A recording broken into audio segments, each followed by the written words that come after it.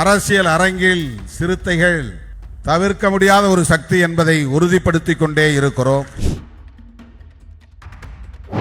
16 வருஷத்துக்கு முன்னாலேயே தமிழ் தேசியம் தொடர்பாக நம்முடைய சிந்தனை எப்படி வெளிப்பட்டிருக்கிறது என்றால், தமிழர் இறையாண்மை மாநாடு என்ற ஒரு மாநாட்டை நாம் நடத்தியிருக்கிறோம்.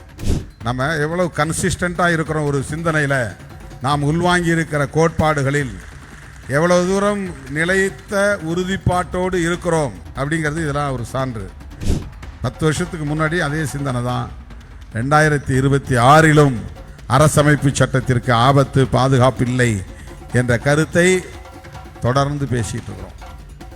முன்வைக்கிற கருத்துக்களில் இருந்து ஒருபோதும் பின்வாங்கியதில்லை என்பதற்கு இதுவெல்லாம் சான்று. மாநில சுயாட்சி என்பதும் தமிழர் இறையாண்மை என்பதும் தமிழ் தேசிய எழுச்சி என்பதும் ஒரே நேர்கோட்டில் இருக்கிற சிந்தனைகள். 2026 நாம் நடத்த போகிற மாநாடு இன்னைக்கு 17, அடுத்து வரக்கூடிய 17, இன்னும் கரெக்டாக இடையில 30 நாள் தான் இருக்கு. ஓவியம் தீட்டிய கையோடு, பெயிண்ட் கையோடு வந்து தம்பி நிதி கொடுக்கிறார். கம்பி கட்டும் தொழிலாளி என்று காய்த்து போன விரல்களோடு வந்து நிதியை கொடுக்கிறார். இந்த இயக்கத்தின் ஆணிவேர் மதுரை மண்தான் என்பதை என்றென்றைக்கும் பெருமையோடு பதிவு செய்ய கடமைப்பட்டிருக்கிறேன். கேரளாவில் மலையாளத்தில் எழுதுகிறார்கள் விளம்பரம், ஆந்திராவிலே தெலுங்கில் எழுதுகிறார்கள் விடுதலை சிறுத்தைகள் கட்சி என்று, கர்நாடகாவிலே கன்னடத்தில் எழுதுகிறார்கள். ஆக இந்த இயக்கம் இன்றைக்கு எளிய மக்களுக்கான ஒரு பாதுகாப்பு அரணாக விளங்குகிறது. அப்படி உயிர்ப்போடு இருக்க வேண்டுமானால், உயிரோடு இருக்க வேண்டுமானால் 2 விஷயங்கள் ஒரு இயக்கத்திற்கு தேவை. ஒன்று கொள்கை கோட்பாடு என்கிற உயிர்ப்பாற்றல், இன்னொன்று அதற்கான களமும் பணிகளும் போராட்டங்களும். வெறும் கொள்கையை வச்சுக்கிட்டு ஒன்றும் பண்ண முடியாது, வெறும் கோட்பாட்டை பேசிக்கொண்டு எதுவும் செய்ய முடியாது. ஆக தமிழ் தேசியம் என்பது திடீரென்று திருமாவளவன் முன்மொழிந்த ஒரு முழக்கம் அல்ல, திடீரென்று விடுதலை சிறுத்தைகள் பேசுகிற அரசியல் அல்ல. நீ ஏன் தமிழை பற்றி பேசணும்? ஏன் தமிழ் பெயர் ஏற்றுக்கொள்ள வேண்டும்? எதற்காக தமிழீழத்தை ஆதரிக்க வேண்டும்? ஏன் தமிழீழ விடுதலை புலிகளை ஆதரிக்க வேண்டும்? ஏன் மேதகு பிரபாகரன் அவர்களை ஆதரிக்க வேண்டும்? ஏனென்றால் எங்கள் இயக்கம் உள்வாங்கி இருக்கிற அரசியல் தமிழ் தேசிய அரசியல். நெஞ்சத்திலே சாதி ஒழிப்பு, தமிழ் தேசியம், பாட்டாளி வர்க்க விடுதலை, மகளிர் விடுதலை, ஏகாதிபத்திய எதிர்ப்பு என்கிற அரசியல் இருக்க வேண்டும். இந்த அரசியல் இருந்தால், இந்த கொள்கை கோட்பாட்டு தெளிவு இருந்தால் நீ சிறுத்தை தான். விடுதலை சிறுத்தைகள் ஏன் தமிழ் தேசிய எழுச்சி மாநாடு நடத்த வேண்டிய ஒரு தேவைக்கு தள்ளப்பட்டிருக்கிறது என்றால், இங்கே தமிழ் தேசியம் திரிபுவாதமாக போய்கொண்டிருக்கிறது. வெறும் தெலுங்கர் எதிர்ப்பாக மாறி, அது திமுக எதிர்ப்பாக மாறி, கடைசியில் அது கருணாநிதி எதிர்ப்பு என்று போய் சுருக்கிவிட்டார்கள். சாதியத்தை வேறறுப்போம், தமிழ் தேசியத்தை வென்றெடுப்போம். சாதியத்தை வேறறுக்காமல் தமிழர்களை ஒருங்கிணைக்க முடியாது. ஏன் இந்த மேடைக்கு வேற சமுதாயத்தை சார்ந்தவர்கள் பெரிதாக வருவதில்லை? சாதிய முரண்பாடு. ஏன் திருமாவளவன் தலைமையை, தமிழராய் இருந்தாலும் திருமாவளவனும் தமிழர் தான், மற்றவர்களும் தமிழர்கள் தான், ஆனால் அவர்கள் ஏன் திருமா தலைமையை ஏற்றுக்கொள்வதிலே தயக்கம் இருக்கிறது? சாதிதான் காரணம்.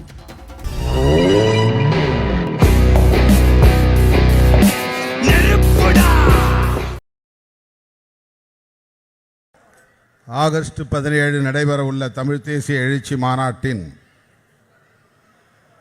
மதுரை, தேனி, திண்டுக்கல், சிவகங்கை, ராமநாதபுரம் ஆகிய நாடாளுமன்ற தொகுதிகள் அடங்கிய திரளாக கூடியிருக்கிற என் உயிரின் உயிரான விடுதலை சிறுத்தைகளே,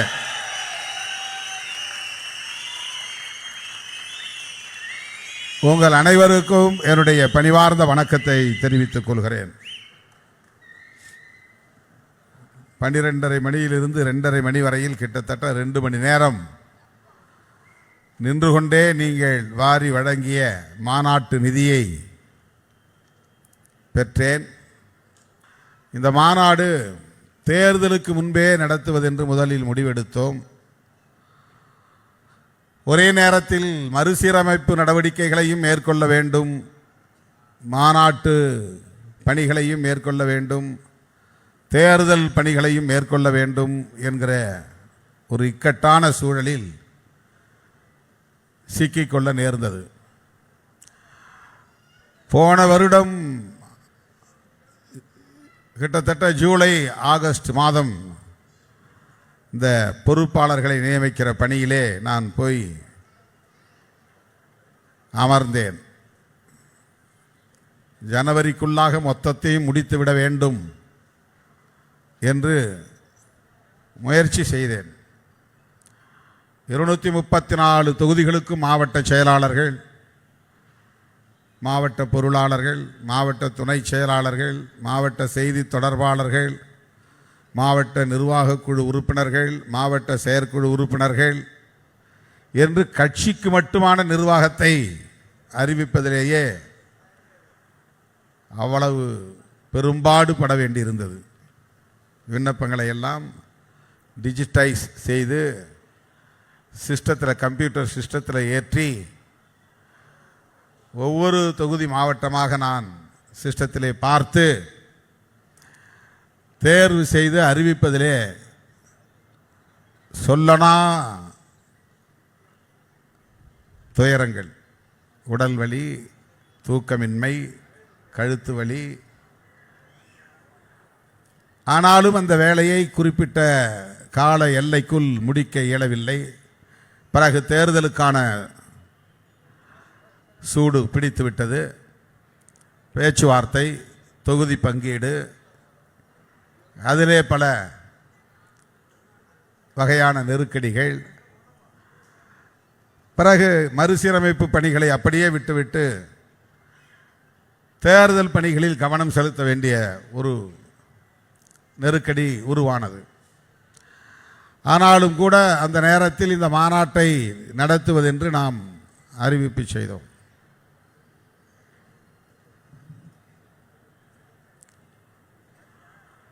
மே 17ஆம் தேதி நடத்துவதாக அறிவித்தோம். தேர்தலெல்லாம் முடிஞ்சு ரிசல்ட்டெல்லாம் வந்த பிறகு மாநாட்டை நடத்துவதிலே நமக்கு என்ன சிக்கல் என்று கருதி மே 17 அறிவித்தோம். முள்ளிவாய்க்கால் இனப்படுகொலை நடந்த நாள், அதனால் அந்த நாளை தேர்வு செய்து தமிழ் தேசிய எழுச்சி மாநாடு என்று அறிவித்தோம். தேர்தல் முடிவுகள் நாம் எல்லாம் எதிர்பார்த்ததை போல் அமையாமல், அதாவது நம்முடைய தலைமையில், நம்முடைய கூட்டணி தலைமையில் இங்கே ஆட்சி அமையும் என்று நாம் எதிர்பார்த்தோம். நம்முடைய கூட்டணி வெற்றி பெறும், நாம் போட்டியிடக்கூடிய இடங்களில் பெரிய அளவிலே நாம் வெற்றியை ஈட்டுவோம் என்றெல்லாம் மிகுந்த எதிர்பார்ப்போடு நாம் காத்திருந்த வேளையில் தேர்தல் முடிவுகள் தலைகீழாக மாறிப்போயின. அதனால் எழுந்த நெருக்கடியான அரசியல் சூழல் நாம் எல்லோரும் அறிந்த ஒன்று. ஆகவே திட்டமிட்டவாறு மே 17 அன்று மாநாட்டை நடத்த இயலவில்லை.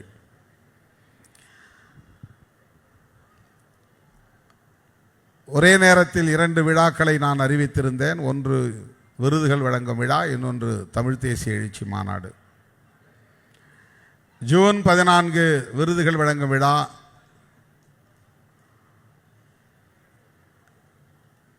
ஜூலை 5ஆம் தேதி தள்ளி வைக்கப்பட்டது. மே 14ஆம் தேதி தமிழ் தேசிய எழுச்சி மாநாடு ஆகஸ்ட் 17க்கு தள்ளி வைக்கப்பட்டிருக்கிறது. விருதுகள் வழங்கும் விழா நடைபெற்று முடிந்துவிட்டது. இப்போது மாநாடு நடத்தப்பெற வேண்டும். எந்த மாநாடு நடத்தினாலும் நான் மண்டல வாரியாக உங்களை எல்லாம் வந்து சந்திப்பது வழக்கம். தென் மாவட்டங்களை பொதுவாக ஒரே இடத்தில்தான் 10 நாடாளுமன்ற தொகுதிகளையும் மதுரையிலேயே நாம் ஒருங்கிணைத்து நடத்துவது வழக்கமான ஒன்று. இந்த முறை மதுரையிலும் திருநெல்வேலியிலும் என்று 2 இடங்களில் நடத்த நாம் அறிவிப்பு செய்து, காலையில் மதுரையிலும் மாலையில் திருநெல்வேலியிலும் என்று ஏற்பாடு செய்யப்பட்டிருக்கிறது. இந்த நிகழ்ச்சியை 1 மணி அல்லது 2 மணிக்குள் முடித்துவிட்டால் திருநெல்வேலிக்கு 5 மணிக்கு போய் சேரலாம், 6 மணிக்கு அரங்குக்கு போகலாம் என்பதுதான் திட்டம். ஆனால் இங்கேயே 3 மணி ஆகிவிட்டது. இதற்கு பிறகு நாளை திருப்பூருக்கு செல்ல வேண்டும், அதன் பிறகு பாண்டிச்சேரிக்கு செல்ல வேண்டும். இந்த மண்டல செயற்குழு கூட்டங்களை எல்லாம் முடித்த பிறகு நாடாளுமன்ற கூட்டத்தொடர் 20ஆம் தேதி தொடங்குகிறது. 20ஆம் தேதி நான் டெல்லிக்கு செல்ல வேண்டும்.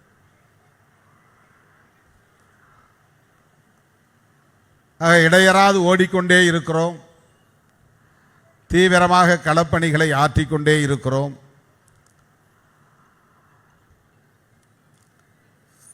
அரசியல் அரங்கில் சிறுத்தைகள் தவிர்க்க முடியாத ஒரு சக்தி என்பதை உறுதிப்படுத்திக் கொண்டே இருக்கிறோம் என்பதிலே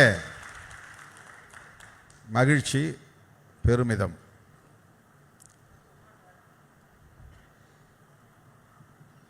இதுவரையில் நாம் ஏராளமான மாநாடுகளை நடத்தியிருக்கிறோம். 2003, 2004 இந்த காலகட்டத்தில் அடக்குமுறை சட்டங்களை எதிர்த்து மண்டல மாநாடுகளை நடத்தியிருக்கிறோம். இந்துத்துவ பண்பாட்டு திணிப்பை எதிர்த்து சேலத்திலே மாநாடு, மதுரையிலே 2005 4ஆம் வட்டமேசை மாநாடு, இரட்டை வாக்குரிமை கோரி. அதே 2005ஆம் ஆண்டு பஞ்சமி நிலமீட்பு மாநாடு, 2006ஆம் ஆண்டு ஈழத்தமிழர் பாதுகாப்பு மாநாடு, அதே 2006 தமிழக பொன்விழா மாநாடு. தமிழ்நாடு என்று பெயர் அறிவித்து 50 ஆண்டுகள் நிறைவு பெற்றதையொட்டி தமிழக பொன்விழா என்று இந்த பெயர், மாநிலத்தின் பெயர் தமிழ்நாடு என்று மொழிவழி அடிப்படையிலே பிரிக்கப்பட்டதன் அடையாளமாக பொன்விழாவை நாம் கொண்டாடினோம். அதுதான் பொன்விழா மாநாடு. சமூக நீதி மீட்சி மாநாடு 2006 3 மாநாடு. 2007 நெல்லையில் மண்ணுரிமை மாநாடு, முத்தமிழறிஞர் கலைஞர் பங்கேற்ற மாநாடு. மாநாட்டை முடித்து கொண்டு திரும்பும்போது தான் பூதக்குடி தோழர்கள் விபத்திலே சிக்கி உயிரிழக்க நேர்ந்தது, பெருமாள்பட்டி தோழர்களும். 2008 கருத்துரிமை மீட்பு மாநாடு, அதே 2008 மகளிர் உரிமை மாநாடு, தலித் கிறிஸ்தவர் எழுச்சி மாநாடு, தமிழீழ அங்கீகார மாநாடு. 2008 மட்டும் 4 மாநாடுகள் நடத்தியிருக்கிறோம். ஜனவரி, மார்ச், ஜூன், டிசம்பர் 4 மாநாடுகள் அந்த 2008. 2009 எழும் தமிழீழம் இன விடுதலை மாநாடு. 2010 உழைக்கும் மகளிர் உரிமை மாநாடு. அதே 2010 தமிழர் இறையாண்மை மாநாடு. 16 வருஷத்துக்கு முன்னாலேயே தமிழ் தேசியம் தொடர்பாக நம்முடைய சிந்தனை எப்படி வெளிப்பட்டிருக்கிறது என்றால், தமிழர் இறையாண்மை மாநாடு என்ற ஒரு மாநாட்டை நாம் நடத்தியிருக்கிறோம். தமிழர் இறையாண்மை மாநாடு. இறையாண்மைனா என்னன்னு நீங்கள் விவாதிக்கணும், படிக்கணும். சமூக அமைதிக்கான மக்கள் ஒற்றுமை மாநாடு 2013. 2014 சேலம் கல்வி உரிமை மாநாடு, பெரிய மாநாடு. ஆனால் மழை வந்து என்னால் பேச முடியாமல் போய்விட்டது. பிறகு 2015 வெள்ளி விழா மாநாடு, களப்பணியில் 1/4 நூற்றாண்டு வெள்ளி விழா நிறைவு மாநாடு. 2015 மது ஒழிப்பு மகளிர் மாநாடு நடத்தியிருக்கிறோம். இப்போ அண்மையில் நாம் நடத்தின மது ஒழிப்பு மாநாடு தான் பல பேருக்கு தெரியும். நம்ம எவ்வளோ கன்சிஸ்டண்ட்டாக இருக்கிறோம், ஒரு சிந்தனையில் நாம் உள்வாங்கி இருக்கிற கோட்பாடுகளில் எவ்வளவு தூரம் நிலைத்த உறுதிப்பாட்டோடு இருக்கிறோம் அப்படிங்கிறது இதெல்லாம் ஒரு சான்று. அதாவது 2010 தமிழர் இறையாண்மை மாநாடு, 2026 தமிழர் தேசிய எழுச்சி மாநாடு. ரெண்டும் ஒரே அரசியல் கருத்தாக்கங்களை கொண்டவை. அதே மாதிரி 2015 மது ஒழிப்பு மகளிர் மாநாடு. மதுவை ஒழிக்கணும்னு இன்றைக்கி நாம் பேசலை, ரொம்ப காலமாக பேசிகிட்டு இருக்கிறோம். அப்போதே ஒரு மாநாட்டை நடத்தியிருக்கிறோம் 2015. 2024 மது மற்றும் போதைப்பொருள் ஒழிப்பு மாநாடு நடத்தியிருக்கிறோம். அதுவும் மகளிர் மாநாடு தான். 2016 நதிநீர் உரிமை பாதுகாப்பு மாநாடு, 2016 அரசியலமைப்பு சட்ட பாதுகாப்பு மாநாடு புதுச்சேரியில். இந்த மோடி ஆட்சிக்கு வந்ததும் 1000 ரூபாய் செல்லாதுன்னு அறிவிச்சார் இல்லையா? 1000 500 2000 1500 செல்லாதுன்னு அறிவிச்சு 2000 அறிமுகப்படுத்தினார். அப்போ 2000 கிடையாது, 1500 ஒழிச்சார். அப்போது நமக்கு என்ன தோணுச்சுன்னா, இந்த பணத்தை செல்லாதுன்னு அறிவிச்சதை எப்படி நாம் புரிஞ்சிட்டோம்னா, அரசமைப்பு சட்டத்திற்கே இவரால் ஆபத்து நேரும் என்று புரிந்து கொண்டோம். இவருடைய நடவடிக்கை தான் தோன்றித்தனமாக இருக்கிறது, தற்குறித்தனமாக இருக்கிறது. அமைச்சரவையை கூட கூட்டி பேசவில்லை, அனைத்து கட்சியினரை கூட்டி பேசவில்லை, அல்லது வல்லுநர்களை அழைத்து பேசவில்லை. அவரே தனிநபராக தொலைக்காட்சி முன்பு தோன்றி திடீரென்று 1000 ரூபாய் செல்லாது, 500 ரூபாய் செல்லாது என்று சொல்லுவதன் மூலம் இந்திய அரசமைப்பு சட்டத்தையே அவர் ஒரு பொருட்டாக மதிக்கவில்லை என்பதை உணர்த்துகிறது. எனவே இவரால் அரசமைப்பு சட்டத்திற்கு ஆபத்து நேரும் என்று எப்போது நாம் அறிவித்தோம் என்றால் 10 ஆண்டுகளுக்கு முன்பு 2016 புதுச்சேரியில் மாநாடு நடத்தியிருக்கிறோம். 10 வருஷத்துக்கு முன்னாடி அதே சிந்தனை தான். 2026 அரசமைப்பு சட்டத்திற்கு ஆபத்து, பாதுகாப்பு இல்லை என்ற கருத்தை தொடர்ந்து பேசிட்டு இருக்கிறோம். நாம் முன்வைக்கிற கருத்துக்களில் இருந்து ஒருபோதும் பின்வாங்கியதில்லை என்பதற்கு இதுவெல்லாம் சான்று. 16 அரசியலமைப்பு சட்ட பாதுகாப்பு மாநாடு, 2017 ஆணவ படுகொலைகள் எதிர்ப்பு மாநாடு. இப்போ ஆணவ படுகொலைகளை எதிர்த்து சட்டம் கொண்டு வரணும்னு நம்ம சொல்லிட்டு இருக்கிறோம், ரொம்ப நாளாக சொல்லிட்டு இருக்கிறோம். இதை எதிர்த்து ஒரு மாநாடு நடத்தியிருக்கிறோம் விடுதலை சிறுத்தைகள் கட்சி. அதைவிட முக்கியமாக 2017 மாநில சுயாட்சி மாநாடு, சென்னையில் ஒரு மாநாடு, திருப்பதியில் ஒரு மாநாடு, 2 மாநாடு நடத்தியிருக்கிறோம். ஆந்திராவில் திருப்பதியில் மாநில சுயாட்சி மாநாடு. மாநில சுயாட்சி என்பதும் தமிழர் இறையாண்மை என்பதும் தமிழ் தேசிய எழுச்சி என்பதும் ஒரே நேர்கோட்டில் இருக்கிற சிந்தனைகள்.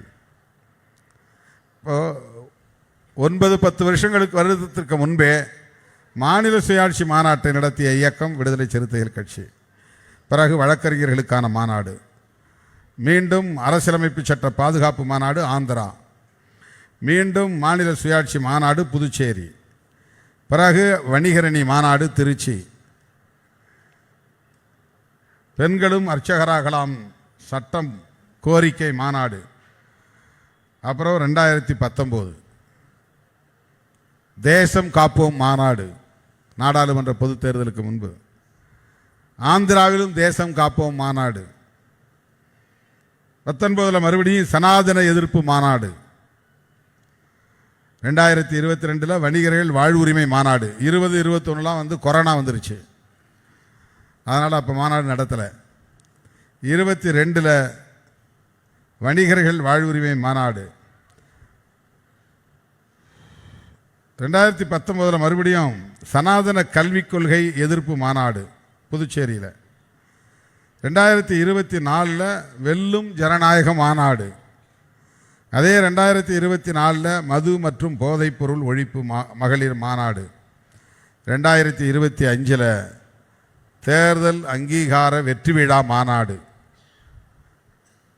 இதை இல்லாமல் 2020 கொரோனா வந்தப்பவே தேசம் காப்போம் பேரணி நடத்தியிருக்கிறோம். இதை இல்லாமல் 2025 ஜூனில் மதச்சார்பின்மை காப்போம் மக்கள் திரள் பேரணி நடத்தியிருக்கோம். இவ்வளவு மாநாடுகளை நடத்திய இயக்கம் விடுதலை சிறுத்தைகள் கட்சி.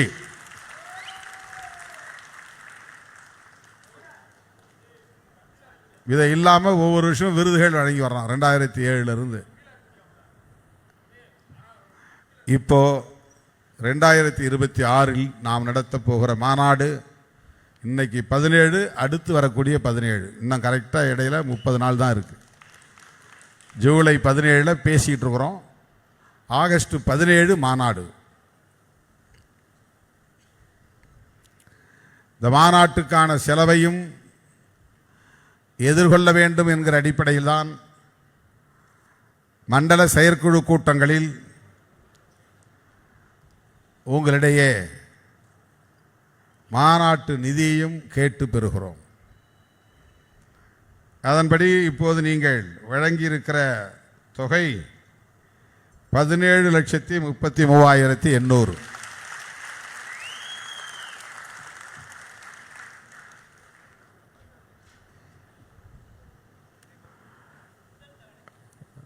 முதல் தவணை.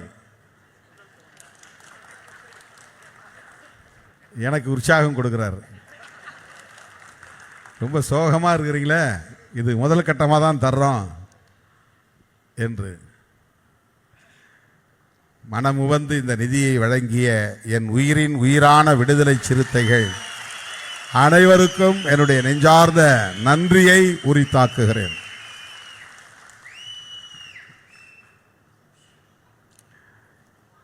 திருச்சியிலும் திருவண்ணாமலையிலும் வழங்கப்பெற்ற தொகையை விட நீங்கள் சற்று கூடுதலாகவே முதல் தவணையிலேயே வழங்கியிருக்கிறீர்கள் என்பதை எண்ணி பெருமைப்படுகிறேன்.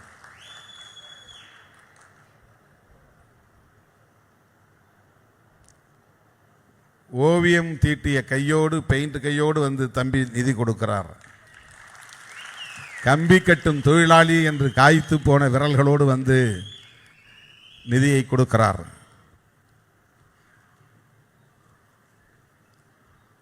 இப்படித்தான் நாம் தொடக்க காலத்தில் இருந்து இந்த இயக்கத்தை உயிர்ப்போடு வைத்திருக்கிறோம். இந்த இயக்கத்தில் தன்னை ஈடுபடுத்திக் கொண்ட ஒவ்வொருவரும்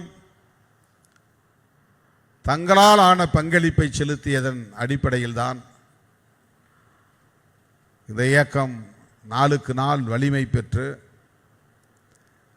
இன்றைக்கு தமிழகத்தில் ஒரு மாநில கட்சியாக அங்கீகாரம் பெற்றிருக்கிறது.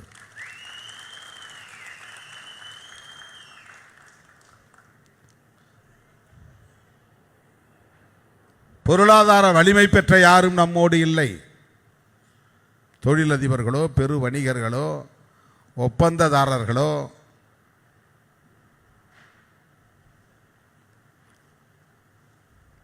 இந்த இயக்கத்தில் யாரும் இல்லை. அல்லது தொழிலதிபர்களோ, வணிகர்களோ, ஒப்பந்ததாரர்களோ, நிலக்கிழார்களோ யாரும் இந்த இயக்கத்திற்கு பெரிதாக கொடையளிப்பதற்கு, துணை இருப்பதற்கு தயாராகவும் இல்லை. அப்படி யாரும் கிடையாது. இந்த இயக்கம் வளரட்டும், வேலை செய்யுங்க என்று லட்சக்கணக்கிலோ கோடிக்கணக்கிலோ எடுத்து கொடுப்பதற்கு இங்கு யாரும் கிடையாது. சமகாலத்தில் நம்மோடு களத்திற்கு வந்த எத்தனையோ பல இயக்கங்கள் காணாமலும் போயிருக்கின்றன, வலுவிழந்து நீர்த்தும் போயிருக்கின்றன. ஆனால் எந்த பின்புலமும் இல்லாமல், யாருடைய தயவும் இல்லாமல், நம் சொந்த கைகளை ஊன்றி கரணம் போட்டு அந்தரத்திலே பந்தல் கட்டுவாயா என்பார்களே, அப்படி அந்தரத்திலே பந்தல் கட்டி இன்றைக்கு ஒரு மாபெரும் மக்கள் இயக்கமாக இந்த இயக்கம் பரிணாமம் அடைந்திருக்கிறது. அதை பெருமையோடு சொல்ல நான் கடமைப்பட்டு இருக்கிறேன். இந்த இயக்கத்தின் ஆணிவேர் மதுரை மண்தான் என்பதை என்றென்றைக்கும் பெருமையோடு பதிவு செய்ய கடமைப்பட்டு இருக்கிறேன். மரத்தினுடைய அடிமரம் இங்கே தான் இருக்கு. கிளை ஆந்திராவில் இருக்கலாம், தெலுங்கானாவில் இருக்கலாம், இந்த கிளை, இந்த மரத்தின் கிளை மகாராஷ்டிரா வரையில் கூட நீண்டிருக்குது. மகாராஷ்டிராவிலும் கிளை இருக்கு. கேரளாவில் மலையாளத்தில் எழுதுகிறார்கள் விளம்பரம், ஆந்திராவிலே தெலுங்கில் எழுதுகிறார்கள் விடுதலை சிறுத்தைகள் கட்சி என்று, கர்நாடகாவிலே கன்னடத்தில் எழுதுகிறார்கள். ஆக இந்த இயக்கம் இன்றைக்கு எளிய மக்களுக்கான ஒரு பாதுகாப்பு அரணாக விளங்குகிறது.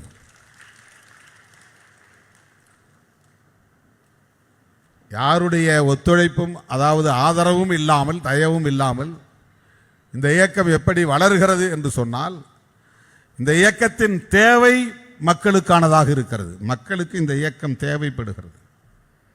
எளிய மக்களுக்கு, விளிம்பு நிலை மக்களுக்கு, உழைக்கிற மக்களுக்கு, அன்றாடம் காட்சிகளுக்கு, தொழிலாளர்களுக்கு இந்த இயக்கம் தேவைப்படுகிறது.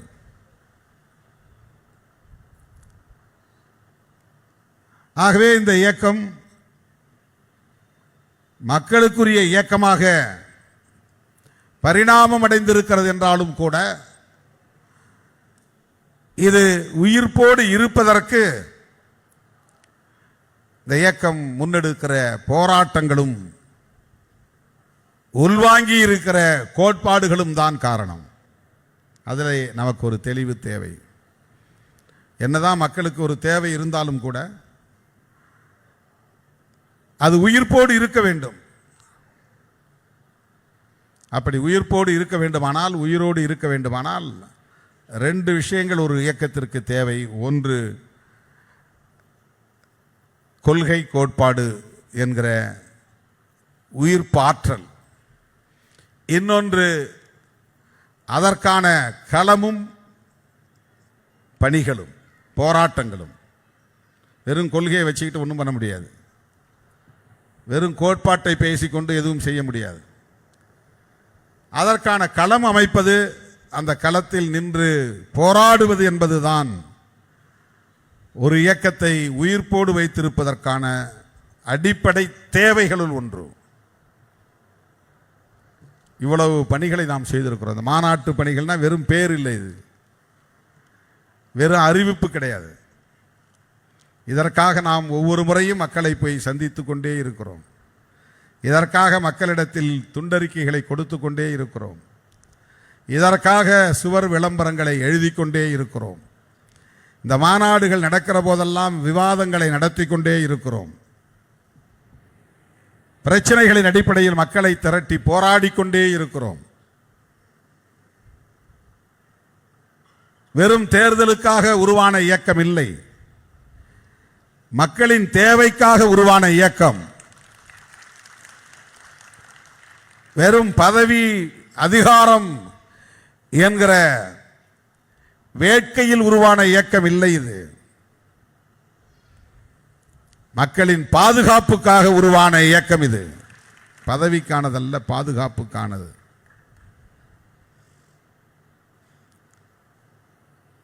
எப்படியெல்லாம் வேலை செய்தால் ஓட்டு வாங்க முடியும் என்று சிந்திக்காமல், எப்படியெல்லாம் வேலை செய்தால் மக்களை பாதுகாக்க முடியும் என்று சிந்திக்கிற இயக்கம் இந்த இயக்கம்.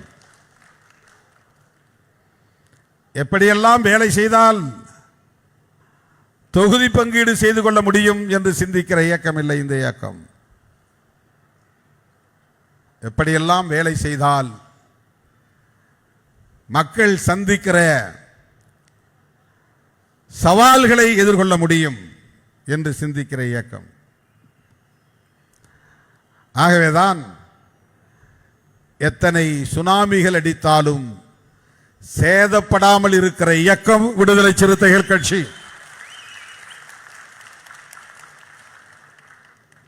சும்மா அந்த சமூக ஊடகங்களில் சில பேர் வேண்டுமென்றே, இப்போ திருமாவளவன்கிட்டலாம் யாரும் இல்லை, யாரும் இல்லை, பதவி மட்டும் நோக்கம் என்று வந்தவர்கள் யாரும் இல்லை, மீண்டும் மீண்டும் சீட்டு வேண்டும் என்று எண்ணி வந்தவர்கள் யாரும் இல்லை, இன்னும் எவ்வளவு வாரலாம் என்று ஆசைப்படுகிறவர்கள் யாரும் இல்லை.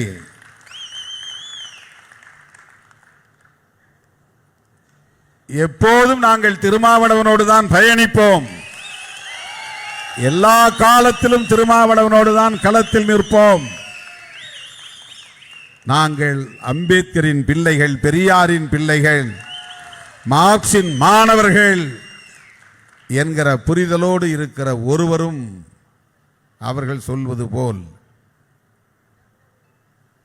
வெளியேறியவர்கள் அல்ல. அப்படிப்பட்டவர்கள் யாரும் இல்லை. அது விரல் விட்டு எண்ணக்கூடிய 1-2 பேர் தான். நான் இப்போ அண்மையில் வட மாவட்டங்களில் பேசினேன். மதுரைக்கு தெற்கே இருக்கிற தம்பிகள் நான் தேர்தல் காலத்திற்கு முன்பே இயக்கம் ஆரம்பித்த போது என்னோடு வந்தவர்கள். அவர்கள் ஒரு ஆள் கூட இதுவரையிலும் திருமாவளவன் வேண்டாம் என்று பேசியதில்லை, சொன்னதில்லை.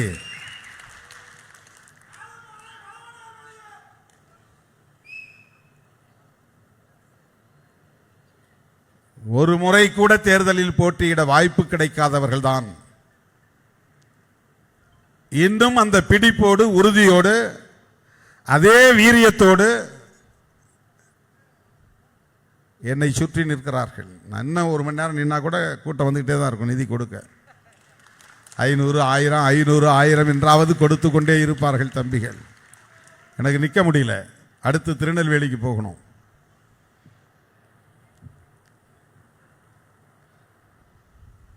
தோழர்களே, நாம் இந்த மாநாட்டை ஒருங்கிணைப்பது தேர்தலுக்காக அல்ல. தேர்தல் முடிந்து விட்டது. அதனால் எவனும் சொல்ல முடியாது. இதை மாநாடு எதுக்கு போடுறாரு, சீட்டு எவ்வளவு வாங்கலான்னு பேரம் பேசுவதற்காக, சக்தியை காட்டுவதற்காக இந்த மாநாடு போடுகிறார் என்று யாரும் சொல்ல முடியாது. கருத்தியல் களத்தில் நாம் எந்த அளவுக்கு உறுதியாக நிற்கிறோம் என்பதற்கு இது ஒரு சான்று. தோழர்களே,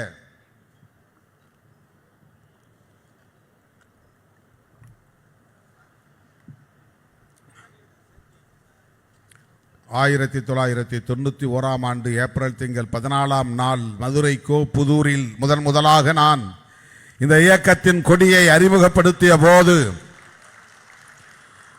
முன்மொழிந்த கொள்கை முழக்கங்களுள் ஒன்றுதான் தமிழ் தேசியம். 91. எத்தனை வருஷம் ஆகுது? 2001, 2011, 2021, 35 வருஷம் ஆகுது. 35 ஆண்டுகளுக்கு முன்பு திருமாவளவன் மதுரை மண்ணில் உச்சரித்த சொல் தான் தமிழ் தேசியம். இடையில நம்ம பேசல, திடீரென்று நாம் சொல்லவில்லை. இப்போ உங்க துண்டறிக்கை கொண்டாந்து கொடுத்தாங்க தம்பிங்க. அந்த துண்டறிக்கையில் சாதியத்தை வேறறுப்போம், தமிழ் தேசியத்தை வென்றெடுப்போம் என்ற முழக்கம் இருக்கிறது. இது நான் எழுதிய முழக்கம். எப்போ எழுதினேன், எனக்கு ஞாபகம் இல்லை. அதை நினைவு வைத்திருந்து தோழர்கள் அந்த துண்டறிக்கையிலே பதிவு செய்திருக்கிறார்கள். சாதியத்தை வேறறுப்போம், தமிழ் தேசியத்தை வென்றெடுப்போம். சாதியம் தேசியம் மோனைக்காக போட்டதில்ல. கவிதையில் எப்படி வரும், எதுகை மோனைன்னு சா போட்டால் சாவில் அடுத்த வார்த்தை ஆரம்பிக்கும். சாதியம்னா தேசியம் அப்படின்னு வரும். அந்த ஒலி உச்சரிப்பு எதுகை மோனைக்காக போட்டதல்ல, கருத்தியல் முழக்கம் இது. சாதியத்தை வேறறுப்பதன் மூலம்தான் தமிழ் தேசியத்தை வென்றெடுக்க முடியும் என்கிற செய்தி அதிலே அடங்கி இருக்கிறது. ஆனால் இன்றைக்கு தமிழ் தேசியம் பேசக்கூடியவர்கள் சாதி பெருமையை குடிப்பெருமை என்று பெருமைப்பட பேசிக்கொள்கிறார்கள். சாதியை சொல்லு, அப்பதான் நீ தமிழனா இல்லையான்னு தெரியும் அப்படின்னு சாதியை வாழ வைப்பதற்காக பேசுகிறார்கள். சாதியை குடிப்பெருமை என்று சாதியை உயிர்ப்போடு வைத்திருக்க துடிக்கிறார்கள். சாதி ஒழித்தல் ஒன்று, நல்ல தமிழ் வளர்த்தல் மற்றொன்றுன்னு பாரதிதாசன் பாடியிருக்கிறார். ஒரு புறம் சாதி ஒழிப்பது, இன்னொரு புறம் தமிழை வளர்ப்பது, ரெண்டும் தான் முக்கியமான பணி, தமிழர்களின் பணி அப்படின்னு பாவேந்தர் பாரதிதாசன் சொல்லியிருக்கிறார். இதையெல்லாம் யாரும் மேற்கோள் காட்ட மாட்டாங்க. சாதி பெருமையை ஏன் நீங்கள் தப்பாக பார்க்கணும்? சாதியெல்லாம் ஒழிக்க முடியாது. சாதி தான் நம்முடைய அடையாளம், சாதி அவசியம். இப்படி பேசுகிற தலைவர்கள் தமிழ்நாட்டிலே நிறைய இருக்கிறார்கள். அவர்கள் வேறு அவர்களும் தங்களை முற்போக்குவாதிகள் என்று சொல்லிக் கொள்ளுகிறார்கள்.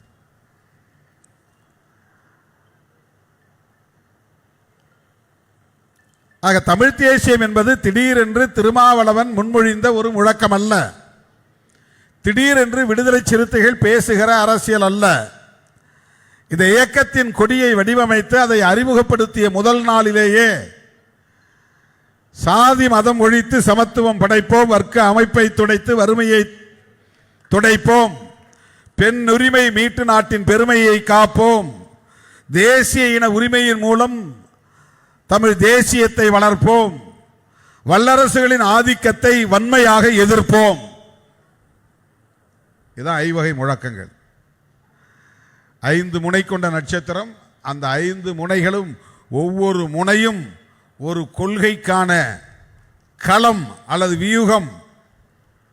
எங்கள் போராட்டத்திற்கான அல்லது நாங்கள் செய்ய போகிற புரட்சிக்கான வியூகங்களை கட்டமைக்கிற கோட்பாட்டு முழக்கங்கள். அந்த ரைமிங்காக சொன்ன வார்த்தைகளை ஒரு சொல்லில் சொன்னோம்னா சாதி ஒழிப்பு, தமிழ் தேசியம், மகளிர் விடுதலை, பாட்டாளி வர்க்க விடுதலை, ஏகாதிபத்திய எதிர்ப்பு அல்லது வல்லரசிய ஆதிக்க எதிர்ப்பு. இப்போ அமெரிக்கா ஈரான் மேலே படையெடுக்கிறான், ஈராக் மேலே படையெடுக்கிறான் என்றால் அமெரிக்காவை எதிர்த்து, அமெரிக்க ஏகாதிபத்தியத்தை எதிர்த்து விடுதலை சிறுத்தைகள் குரல் கொடுக்கும், போராடும். சில பேர் கேட்குறான், நீ எதுக்காக ஈரான் விஷயத்தெல்லாம் தலையிடுறான்றான். எங்கள் கட்சி உள்வாங்கி இருக்கிற கோட்பாடு ஏகாதிபத்திய எதிர்ப்பு. நீ ஏன் தமிழை பற்றி பேசணும்? ஏன் தமிழ் பெயர் ஏற்றுக்கொள்ள வேண்டும்? எதற்காக தமிழீழத்தை ஆதரிக்க வேண்டும்? ஏன் தமிழீழ விடுதலை புலிகளை ஆதரிக்க வேண்டும்? ஏன் மேதகு பிரபாகரன் அவர்களை ஆதரிக்க வேண்டும்? ஏனென்றால் எங்கள் இயக்கம் உள்வாங்கி இருக்கிற அரசியல் தமிழ் தேசிய அரசியல். தமிழ் தேசியம் என்கிற அந்த கொள்கைகளை நாம் ஏற்றுக்கொண்டிருப்பதால் தான் நாம் தமிழ் வாழ்க என்றும் முழக்கமிடுகிறோம், தமிழ் ஈழத்தையும் ஆதரிக்கிறோம், தமிழ் தேசிய எழுச்சி மாநாட்டையும் நடத்துகிறோம்.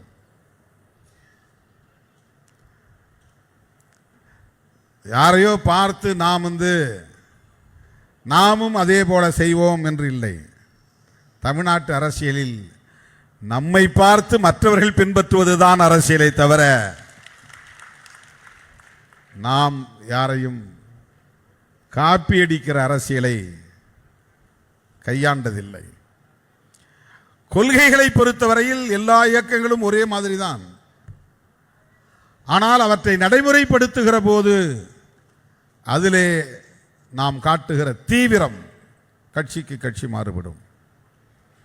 அதில் இருக்கிற உறுதிப்பாடு தலைமைக்கு தலைமை மாறுபடும்.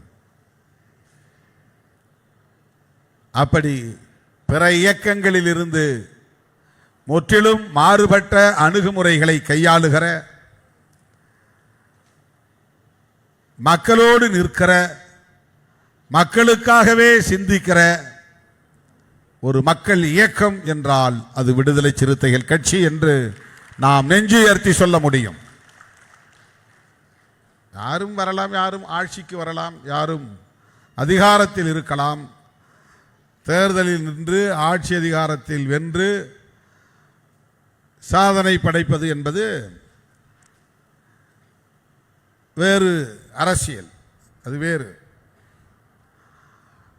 கிராமம் கிராமமாக சென்று மக்களை சந்தித்து, மக்களை படித்து, மக்களோடு நின்று மக்களை அரசியல் படுத்துகிற அரசியல் என்பது வேறு.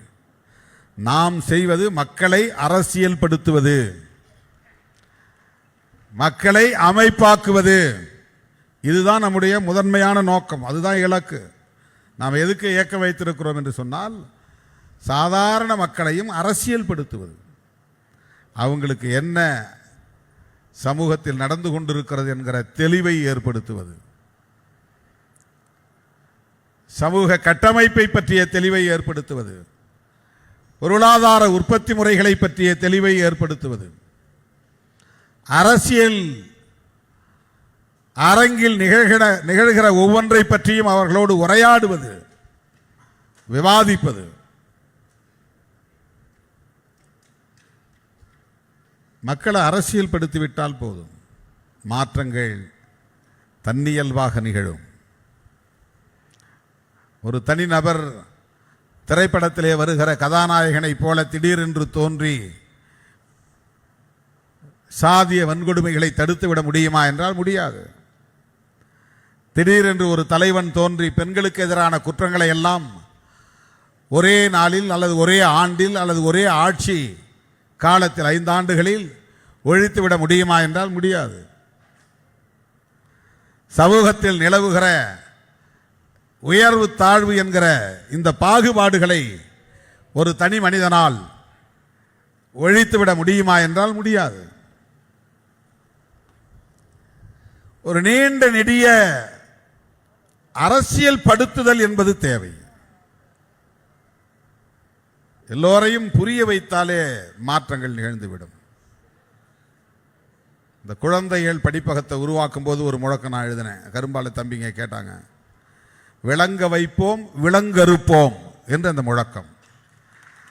ஒரு பிரச்சனையை மக்களுக்கு விளங்க வச்சிட்டோம்னா தானா விலங்குகள் அருந்து போயிடும். நீ போய் அறம் எடுத்துட்டு போய் அறுக்க வேண்டியதில்லை. யாருடைய கைகளிலும் இருக்கிற விலங்குகளை உடைக்கிற பொறுப்பு எந்த ஒரு தனிநபருக்கும் கிடையாது, அந்த வலிமையும் கிடையாது. மக்கள் சிறைப்பட்டு கிடக்கிறார்கள் என்றால் அதை மக்களால் மட்டும்தான் விடுவிக்க முடியும். அது எப்போது நிகழும் என்றால் மக்களை அரசியல் படுத்துகிற போதுதான் நிகழும். ஆகவேதான் நாம் மாநாடுகளை நடத்தி கொண்டே இருக்கிறோம், பேரணிகளை நடத்தி கொண்டே இருக்கிறோம், முழக்கங்களை முழங்கிக் கொண்டே இருக்கிறோம், அந்த விவாதங்களை தொடர்ந்து கொண்டே இருக்கிறோம்.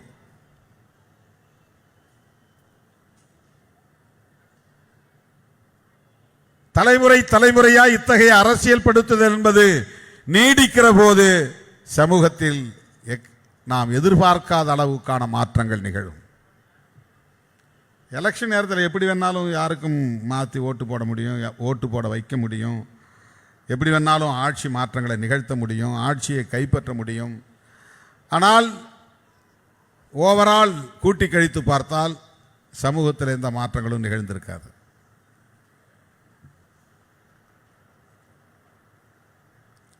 என்ன நடந்தது? இப்போ திருமாவளவன் எம்பி ஆகி 3 வருஷம் ஜெயிச்சிட்டாரு, 3 முறை ஜெயிச்சிட்டார். என்ன நடந்தது? கேள்வி எழுப்பலாம். ஒரு சுய விமர்சனம் தான். ஏற்கனவே 2 எம்எல்ஏ உருவாக்கப்பட்டது, பிறகு 4 எம்எல்ஏக்களை உருவாக்கினோம், இப்போது 2 எம்எல்ஏக்களை உருவாக்கி இருக்கிறோம், ஒரு அமைச்சரையும் உருவாக்கி இருக்கிறோம். ஆக 6-8 சட்டமன்ற உறுப்பினர்களை உருவாக்கி இருக்கிறோம், 2 நாடாளுமன்ற உறுப்பினர்களை உருவாக்கி இருக்கிறோம், துணை மேயர்களை உருவாக்கி இருக்கிறோம், ஒன்றிய பெருந்தலைவர்களை உருவாக்கி இருக்கிறோம், பேரூராட்சி மன்ற தலைவர்களை உருவாக்கி இருக்கிறோம், நிறைய மாமன்ற உறுப்பினர்களை உருவாக்கி இருக்கிறோம். இதெல்லாம் நிகழ்ந்திருக்கின்றன. ஓவரால் ரிசல்ட் என்ன? ஒட்டுமொத்தமான விளைவு என்ன?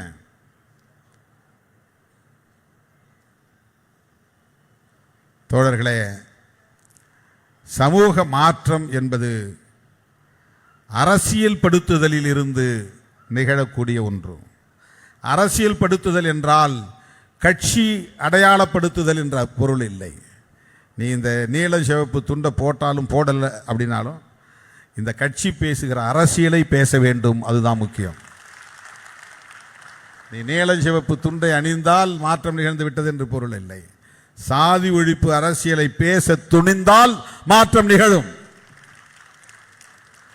நீ நீலம் சிவப்பு நட்சத்திரம் பொறித்த மஃப்ளரை கழுத்திலே போட்டிருந்தால் மாற்றம் நிகழ்ந்து விடாது. தமிழ் தேசிய அரசியலை பேசுகிற தெளிவிருந்தால், துணிவிருந்தால் மாற்றம் நிகழும். பெண் விடுதலைக்கான அரசியலை விவாதிக்கவும் அதை பரப்பவும் செய்தால் நீ சிறுத்தைதான். அதுக்கு நட்சத்திரம் பொறித்த சட்டையை அணிய வேண்டும் என்று இல்லை, நட்சத்திரம் பொறித்த கொடியை கூரையிலே ஏற்ற வேண்டும் என்று தேவையில்லை, காரிலே பறக்க விட வேண்டும் என்று தேவையில்லை, பாக்கெட்டுக்குள்ளே தலைவரின் படத்தை வைத்துக் கொள்ள வேண்டும் என்று தேவையில்லை. நெஞ்சத்திலே சாதி ஒழிப்பு, தமிழ் தேசியம், பாட்டாளி வர்க்க விடுதலை, மகளிர் விடுதலை, ஏகாதிபத்திய எதிர்ப்பு என்கிற அரசியல் இருக்க வேண்டும். இந்த அரசியல் இருந்தால், இந்த கொள்கை கோட்பாட்டு தெளிவு இருந்தால் நீ சிறுத்தை தான். அதைத்தான் நாம் முன்னின்று எடுத்துச் செல்கிறோம், மக்களிடத்தில் கொண்டு போய் சேர்த்து கொண்டிருக்கிறோம். அதற்கான ஒரு அங்கம்தான் மாநாடுகளை நடத்துவது. மாநாடுகளை நடத்துவது எங்களுக்கு இவ்வளவு பேர் இருக்கிறாங்கன்னு காட்டுறதுக்கு இல்லை.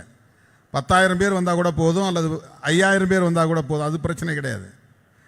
10 லட்சம் பேர் வந்தாலும் 10,000 பேர் வந்தாலும் இவர்களில் எத்தனை பேர் இந்த இயக்கத்தின் கொள்கைகளை புரிந்து இயங்குகிறார்கள் என்பதுதான் முக்கியம்.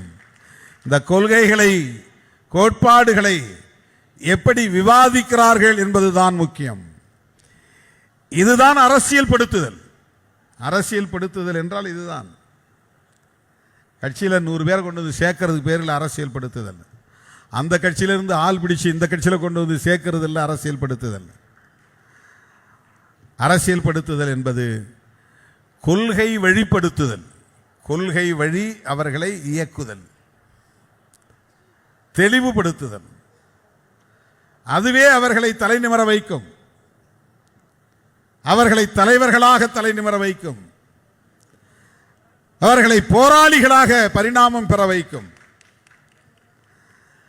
போராளிகளை உருவாக்க முடிந்தவர்களால் தான் தலைவர்களை உருவாக்க முடியும். போராளிகள் இல்லாத இயக்கம் தலைவர்களை ஈன்று தராது. அதில் தலைவர்கள் உருவாக மாட்டாங்க.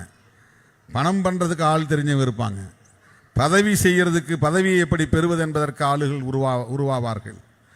போராளிகள் உருவாகிற போதுதான், அந்த போராளிகளில் இருந்துதான் தலைவர்கள் உருவாக முடியும்.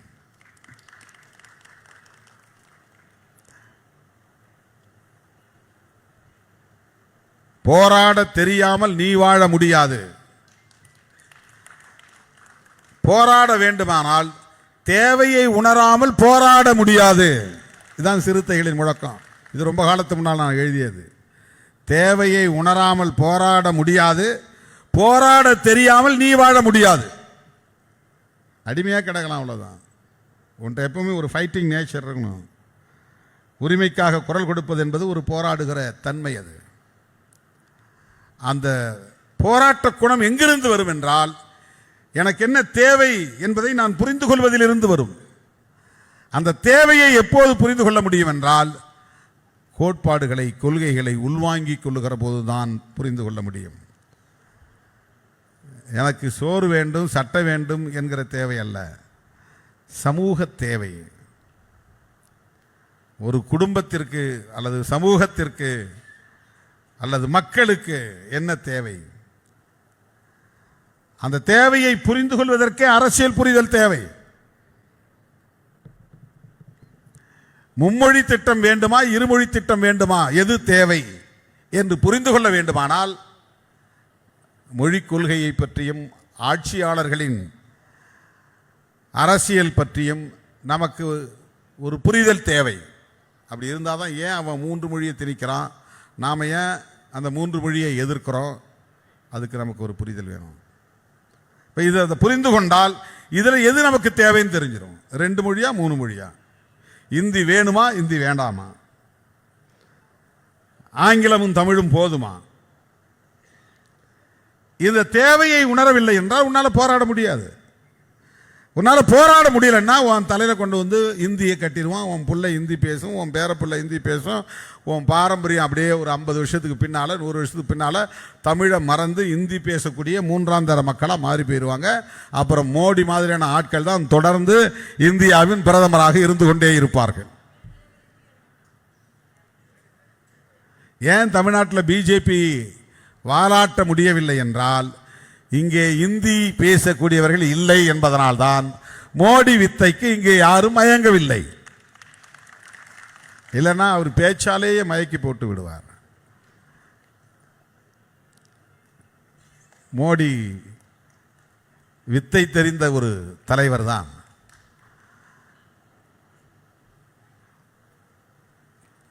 தென் மாநிலங்களில் அவரால் சாதிக்க முடியவில்லை, வெற்றி பெற முடியவில்லை, தமிழ்நாட்டிலே வாலாட்ட முடியவில்லை என்பதற்கு முக்கியமான காரணம் தமிழ்நாட்டில் இந்தியை திணிக்க முடியவில்லை, சமஸ்கிருதத்தை பரப்ப முடியவில்லை. அதனால் அவர்களின் சனாதன அரசியல் இங்கே பெரிதாக எடுபடவில்லை.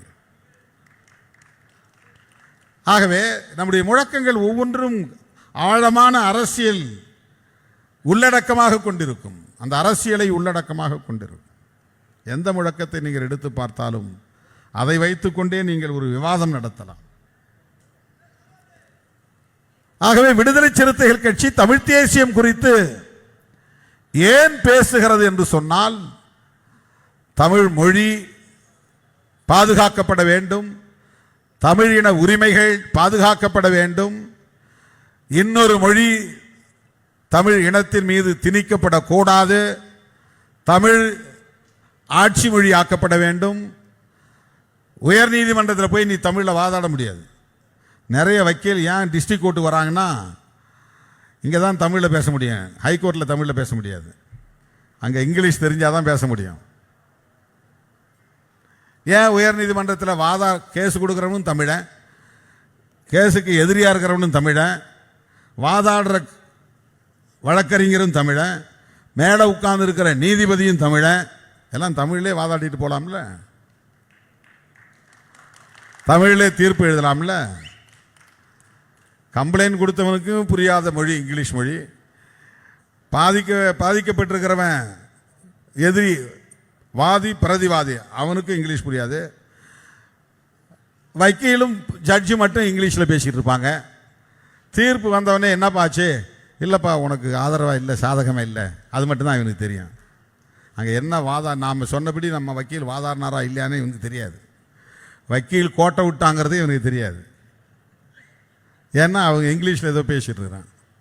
தமிழில் பேசினா இவனே அடி எடுத்து கொடுப்பான். ஐயோ அப்படி பேசாதையா, இப்படி பேசியா, நான் சொன்ன பாயிண்ட் இந்த பாயிண்ட்டு, நீ இந்த மாதிரி பேசு, நான் சொன்னது வேற நீ பேசுறது வேற. தமிழில் பேசினா தெரிஞ்சிடும். வக்கீல் வாதாடும் போதே தமிழில் வாதாடினார்னா கிளைண்ட்டுக்கு தெரிஞ்சிடும், கட்சிக்காரனுக்கு இவர் சரியாக பேசுகிறாரா இல்லையா, கேஸை படிச்சுட்டு வந்து பேசுகிறாரா இல்லையா, சும்மா வந்து இங்கே ஒப்பேற்றுறாரா இல்லையா தெரிஞ்சிடும். இங்கிலீஷுக்கே இந்த நிலைனா அவன் எல்லாத்தையும் இந்தியா மாற்றணும்னு நினைக்கிறான். யோசிச்சு பாருங்க. எனவே இந்தி திணிப்பை எதிர்க்கிறோம். தமிழ் தேசியத்தில் அது ஒரு கூறு. இருமொழி போதும் என்கிறோம். தமிழ் தேசியத்தில் அது ஒரு கூறு. எந்த மொழியையும் நாங்கள் வெறுக்கவில்லை, ஆனால் எங்கள் மொழியை நாங்கள் அழிப்பதற்கு இடம் கொடுக்க மாட்டோம். தமிழ் தேசியத்தில் இது ஒரு கூறு. பிற மொழி பேசுகிறவர்கள் எங்களுக்கு எதிரி இல்லை, பிற மொழி பேசக்கூடிய மக்கள் மீது எங்களுக்கு வெறுப்பு இல்லை. தேசிய இனங்களுக்கு இடையிலே ஐக்கியம் வேண்டும், ஒற்றுமை வேண்டும். இது தமிழ் தேசியத்தின் ஒரு கூறு. ஆனால் இங்கே சிலர் தமிழ் தேசியம் பேசுகிறோம் என்கிற பெயரால் தெலுங்கன், கன்னடன், மலையாளி என்று பிற மொழி வெறுப்பை விதைக்கிறார்கள். விடுதலை சிறுத்தைகள் ஏன் தமிழ் தேசிய எழுச்சி மாநாடு நடத்த வேண்டிய ஒரு தேவைக்கு தள்ளப்பட்டிருக்கிறது என்றால், இங்கே தமிழ் தேசியம் திரிபுவாதமாக போய்கொண்டிருக்கிறது. வெறும் தெலுங்கர் எதிர்ப்பாக மாறி, அது திமுக எதிர்ப்பாக மாறி, கடைசியில் அது கருணாநிதி எதிர்ப்பு என்று போய் சுருக்கிவிட்டார்கள். அது நமக்கு பிரச்சனை இல்லை. ஆனால் தமிழ் தேசியம் எப்படி திரிபுவாதமாக மாறுகிறது.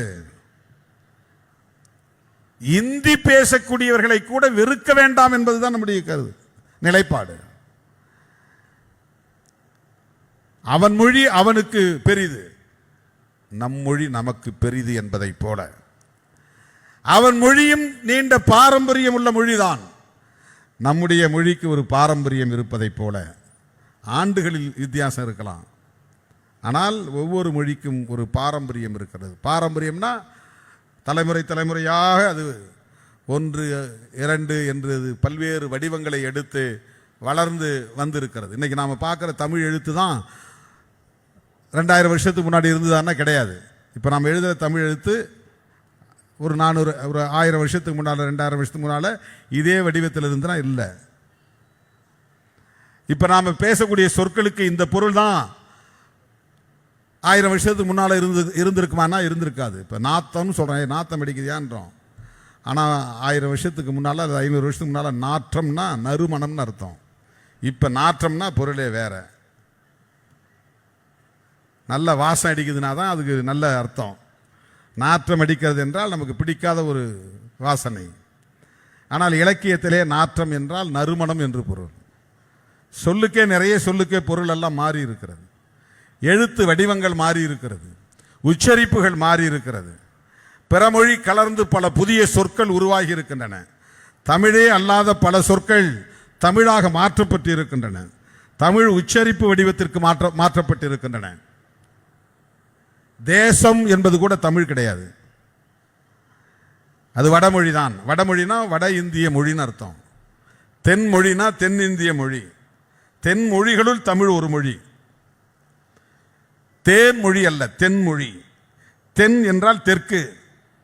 அதை வடக்க இருக்க தக்ஷணான்னு சொல்லுவான். தட்சிணாமூர்த்தின்னா தெற்கே இருக்கிற கடவுள்னு அர்த்தம். தெற்கே உள்ள கடவுள். தென்னவன் அப்படின்னு சொல்றாங்க இல்லையா, தட்சிணாமூர்த்திக்கு தமிழில் தென்னவன், தென் இளவன். அது வடமொழியில் தட்சிணாமூர்த்தி. தேஷ் அப்படிங்கிறது வடமொழி. அதை தேஷ் அப்படிங்கிறத தேசம் அப்படின்னு நாம தமிழா மாத்திக்கிட்டோம். ஆனால் அது தமிழ் சொல் கிடையாது. தேசியம் என்பதும் தமிழ் சொல் கிடையாது. தூய தமிழ் பேச வேண்டும் என்று சொல்லுகிறவர்கள் இந்த தமிழ் தேசியம் என்பதற்கு ஒரு தமிழ் சொல்லை இன்னும் கண்டுபிடிக்க முடியல. தேசம் என்பதற்கு நாடு என்றுதான் பொருள். இப்ப தேசம் என்பதிலிருந்து தேசியம் என்றால் நாடு என்பதிலிருந்து நாட்டியம் அப்படின்னு வரணும். நாட்டியம்னா வேற மாதிரி ஆயிரும், டான்ஸ் ஆயிரும். பரதநாட்டியம், நாட்டினவாதம் அப்படின்னு சொல்லலாம். வாதம் என்பதும் தமிழ் சொல்லி இல்லை, விவாதம் என்பதும் தமிழ் சொல்லி இல்லை. எவ்வளவு சொற்கள் நம்முடைய மொழியில கலந்திருக்கு பாருங்க. ஏன்னா ஆட்சி செய்யக்கூடிய இன்னொரு மொழியை பேசக்கூடியவனாக இருந்தால் அவன் மொழி ஆளப்படுகிற மக்கள் மீது புழக்கத்துக்கு வந்துடும். வேற வழி இல்லாமல் அதுதான் புழக்கத்துக்கு வந்துடும். நிறைய சொற்கள் உருது மொழி.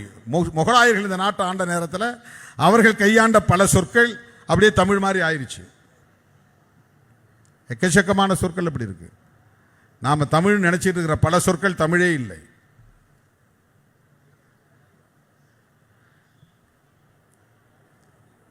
ஆனாலும் கூட இந்த தமிழுக்கென்று ஒரு பாரம்பரியம் இருக்கிறது.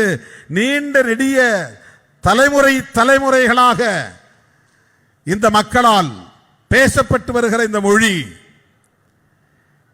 இலக்கண செல்வம் கொண்ட மொழி, இலக்கிய வளம் கொண்ட மொழி. இந்த இலக்கணத்திலிருந்தும் இலக்கியத்திலிருந்தும் இந்த இனத்தின் வரலாறு அறியப்படுகிறது. சிலப்பதிகாரத்தை படித்தால் மதுரை பற்றிய வரலாறு நமக்கு தெரிகிறது. கோவலனுடைய வரலாறு, கண்ணகியுடைய வரலாறு, அந்த காலத்தில் எப்படி வணிகம் இருந்தது, தமிழர்களின் வணிகம் எப்படி வளர்ந்திருந்தது என்பதை அறிய முடிகிறது. இலக்கியமே நமக்கு வரலாறாக இருக்கிறது. அது இந்த இனத்திற்கான ஒரு நீண்ட நெடிய பாரம்பரியத்தை உணர்த்துகிறது.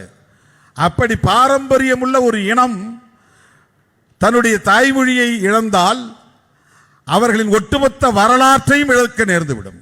இங்கே தாய்மொழி இல்லைன்னாக்கா இந்த இலக்கியம் இல்லாமல் போயிடும், இந்த செல்வங்கள் இல்லாமல் போயிடும், இந்த கல்வெட்டுகள் பயன்படாது, இந்த செப்பேடுகள் பயன்படாது, அதெல்லாம் குப்பையாக போயிடும். அப்போ அந்த இனத்துக்குன்னு ஒரு பெருமை இருக்காது. மூணாந்தர மக்களாக நாலாந்தர மக்களாக மாற்றப்பட்டு விடும். ஏன்னா தொடர்ந்து இந்தி பேசிட்டு வர்றவனுடைய ஆதிக்கம் வளர்ந்துடும். இந்த தலைமுறையிலேருந்து நீ இந்தி கற்று, உன் புள்ள இந்தி கற்று, உன் பேரப்பிள்ளை இந்தியை கற்று, அதுக்கு பின்னால் வர்றவன் இந்தியை கற்று, அது இன்னும் பல தலைமுறைகளுக்கு பின்னால் அவன் முழு இந்தி வாழாவாக மாறுவான்.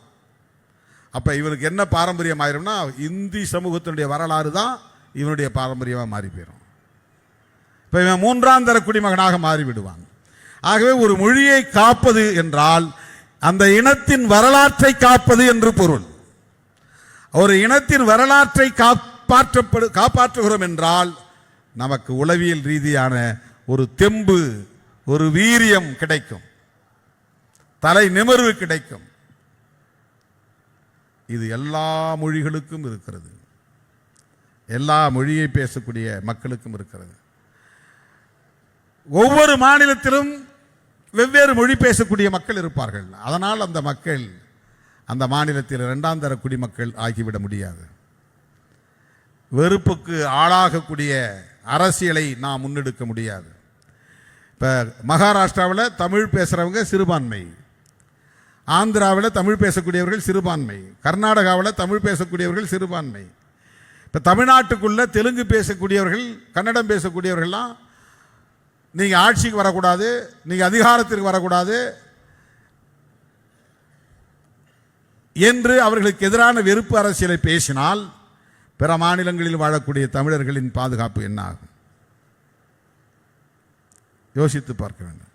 இதை யோசிக்காதவர்கள் தான் இங்கே தமிழ் தேசியத்தை தெலுங்கு எதிர்ப்பாக மாற்றி வைத்திருக்கிறார்கள், தெலுங்கர் எதிர்ப்பாக மாற்றி வைத்திருக்கிறார்கள். வடுகர் எதிர்ப்பு என்ற பெயரில் இதுதான் தமிழ் தேசியம் என்று திரிபுவாதம் செய்கிறார்கள். அவர்கள் சாதி ஒழிப்பை பற்றி ஒருபோதும் பேசுவதில்லை. ஆகவே நாம் பேசுகிற தமிழ் தேசியம் என்ன? நாம் பேசுகிற தமிழ் தேசியம் அரசமைப்பு சட்டத்திற்கு உட்பட்ட ஒரு மாநிலமாக தமிழ்நாடு மாநிலத்தை ஏற்கிறோம். தமிழ்நாடு மாநிலத்தில் மொழியும் இனமும் பாதுகாப்பாக இருக்க வேண்டும். அதன் மீது எந்த ஆதிக்கமும் செலுத்தக்கூடாது. அந்த மொழி உரிமைகளையும் இன உரிமைகளையும் பாதுகாத்திட வேண்டும். அந்த மக்களுக்கான மாநில அரசு சுதந்திரமாக இயங்க வேண்டும். மத்தியில் இருக்கிற ஒன்றிய அரசுக்கு இது அடிமை அரசு அல்ல, இது சுதந்திரமாக இயங்க வேண்டும். இந்த அரசியலை நாம் ஒரு சொல்லில் அழைக்கலாம், அதுதான் மாநில சுயாட்சி. ஆகவே நாம் பேசுகிற தமிழ் தேசியத்தின் மிக முக்கியமான கூறு மாநில சுயாட்சி என்கிற நிலைப்பாடு. தமிழ்நாட்டுக்கு மாநில சுயாட்சி வேண்டும். தமிழ் தேசிய எழுச்சி மாநாட்டின் மிக முக்கியமான நிலைப்பாடு மாநில சுயாட்சி. இரண்டாவது, சாதியத்தை வேறறுப்போம், தமிழ் தேசியத்தை வென்றெடுப்போம். சாதியத்தை வேறறுக்காமல் தமிழர்களை ஒருங்கிணைக்க முடியாது. ஏன் இந்த மேடைக்கு வேற சமுதாயத்தை சார்ந்தவர்கள் பெரிதாக வருவதில்லை? சாதிய முரண்பாடு. ஏன் திருமாவளவன் தலைமையை தமிழராய் இருந்தாலும் திருமாவளவனும் தமிழர்தான், மற்றவர்களும் தமிழர்கள்தான், ஆனால் அவர்கள் ஏன் திருமா தலைமையை ஏற்றுக்கொள்வதிலே தயக்கம் இருக்கிறது?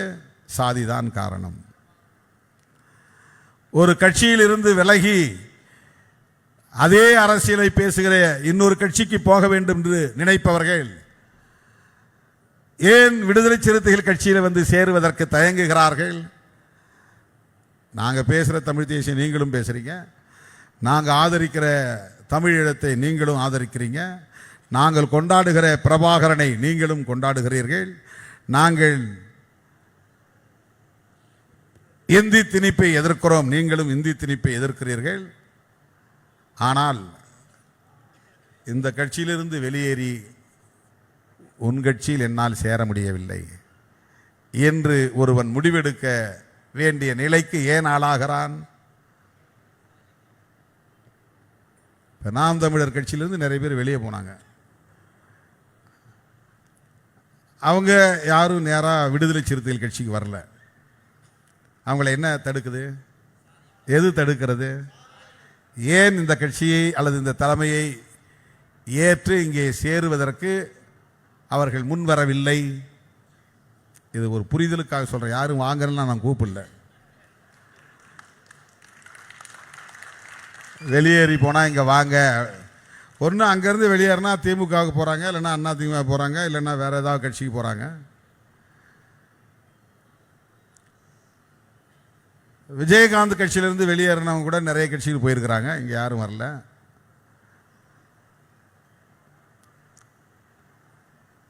இது நான் ஏன் நம்மகிட்ட வரலங்கிற ஒரு ஏக்கத்திலிருந்து சொல்லவில்லை.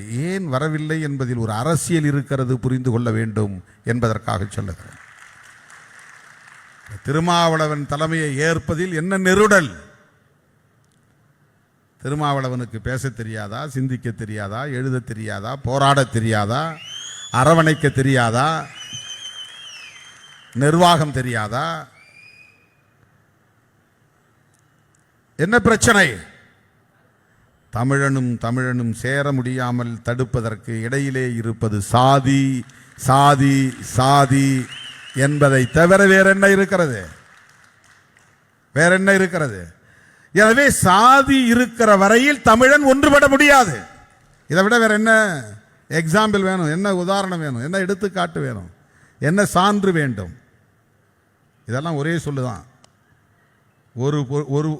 ஒரு பொருள் பன்மொழி. எக்ஸாம்பிள்னா இங்கிலீஷ், உதாரணம்னா வடமொழி, சான்றுன்னா தமிழ். எல்லாம் ஒரே பொருள் உள்ள பழமொழி. என்ன சான்று வேண்டும்? சாதி தமிழர்களை ஒருங்கிணைக்க விடாமல், ஒன்று சேர விடாமல் தடுக்கிறது. உண்மையா இல்லையா? உண்மையா இல்லையா? சாதியை ஒழிக்காமல் தமிழர்களை ஓரணியில் திரட்ட முடியுமா? அதனால்தான் சாதியத்தை வேறறுப்போம், தமிழ் தேசியத்தை வென்றெடுப்போம். இதுதான் முழக்கம். தமிழ் தேசியம் பேசக்கூடியவர்கள் சாதி ஒழிப்பை பற்றி பேசுகிறார்களா? விடுதலை சிறுத்தைகள் எந்த அளவுக்கு கொள்கை தெளிவோடு இருக்கிறது, நடைமுறை சாத்திய கூறுகளை பற்றி சிந்திக்கிறது, முற்போக்காக சிந்திக்கிறது என்பதை புரிந்து கொள்ள வேண்டும்.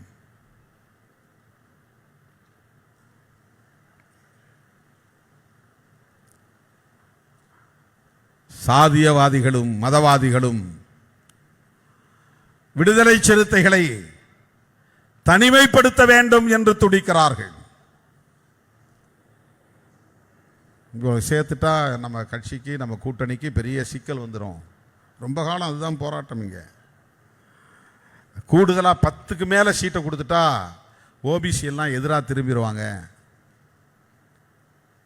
இப்போ என்ன கருத்து பரப்புறாங்க சமூக ஊடகங்கள்னா, விஜய் இந்த ஒடுக்கப்பட்ட சமூகத்தில் 8 பேருக்கு மந்திரி பதவி கொடுத்துட்டாரு, ஒருத்தருக்கு துணை சபாநாயகர் கொடுத்துட்டாரு, மொத்தம் 9 பேருக்கு கொடுத்துட்டாரு. அதாவது பிற சமுதாய மக்களிடத்தில் இந்த ஆட்சிக்கு எதிராக, அரசுக்கு எதிராக ஒரு வெறுப்பை உருவாக்க வேண்டும் என்பதற்காக திட்டமிட்டு பரப்புகிறார்கள். இவங்க நியாயஸ்தர்களாக இருந்தால், நாணயமானவர்களாக இருந்தால், கடந்த காலங்களில் திமுகவோ அதிமுகவோ மக்கள் தொகை அடிப்படையில் அமைச்சரவையில் இந்த சமூகத்தினருக்கு உரிய பிரதிநிதித்துவத்தை ஏன் தரவில்லை என்று கேள்வி எழுப்பியிருக்க வேண்டும். திமுகவிலோ அதிமுகவிலோ மொத்தம் 74 சாதிகள் பட்டியலில் இருக்கின்றன.